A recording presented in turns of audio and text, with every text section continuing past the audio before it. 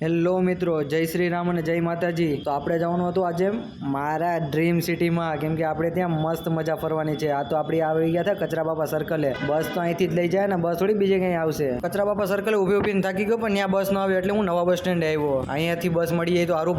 ભગવાનને પ્રાર્થના કરી તો આપણે ડ્રીમ સિટીની બસ અહીંથી જ મળી ગઈ. જો હાલો હવે મેં તો બસમાં ચડી જાય ને એ બને. ઓલા ભાઈને કે ચડવા દો ને, એટલે ભાઈ મારે ચડવાનું જો મેં તો મારે આવવાનું છે બસમાં. આ જોઈ શકો છો આપણું બસ, અને મેં જો મેં મારું મોઢું થોડુંક દેખાડવું પડે ને, થોડુંક મને મજા આવે ભાઈ. બસની ટ્રાવેલિંગ એટલે બેસ્ટ ટ્રાવેલિંગ. એ બાને મેં બહારનો નજારો જોયો, ખતરનાક નજારો છે. આપણને એટલો નજારો મસ્ત લાગ્યો ને કે વાત પૂછોમાં. તમને નજારો દેખાડતો હતા, ટ્રક વાળા ભાઈ આડે આવી ગયા. મેં કીધું વાંધો નહીં, હાલો જાવ. મારી બસે તો કરી લીધું સ્ટોપ. મારી બસનું નામ છે રાધનપુર સોમનાથ. અરે આપણે હોટલ ઈ બાને દેખાડતા. આ જો આપણે ગુરુકૃપા હોટેલ છે ભાઈ. મસ્ત મજાનો નાસ્તો કરી લીધો આપણે.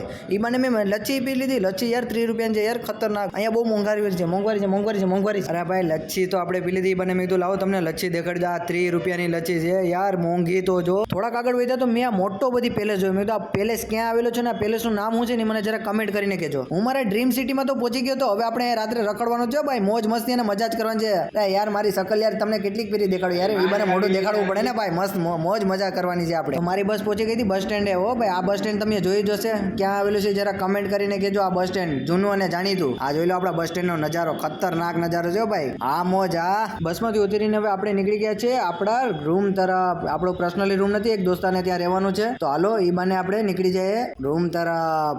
ચાલો તમને રાજકોટનું બસ સ્ટેન્ડ દેખાડું. રૈયા ટેલિફોન એક્સચેન્જ તો પહોંચી ગયા. ક્રિષ્ના પાન એન્ડ કોલ્ડ ડ્રિંક્સનું છે. આ કાકાએ મારા મોબાઈલમાં ચાર્જિંગ પૂરું થઈ ગયું ને, આ કાકાએ મારી એટલી મદદ કરી કે વાત જ પૂછો. એની મારા મોબાઈલમાં ચાર્જિંગ કરી દીધું, બાકી કોઈ ચાર્જિંગ નહોતું કરી દીધું રાજકોટમાં. સાંજે 5 વાગે આવીને આપણે તો મોમાઈ હોટેલે મસ્ત મજાની ચુસ્કી મારતા ચા પી લીધી. તો તમે ક્યારેક અહીંયા ચા પીવા આવજો, મસ્ત મજાની ચા મળી જશે અહીંયા. બ્લોગ સારો લાગ્યો તો લાઈક કરો, શેર કરો અને ફોલો કરો. મળીએ કાલે નવા બ્લોગ સાથે.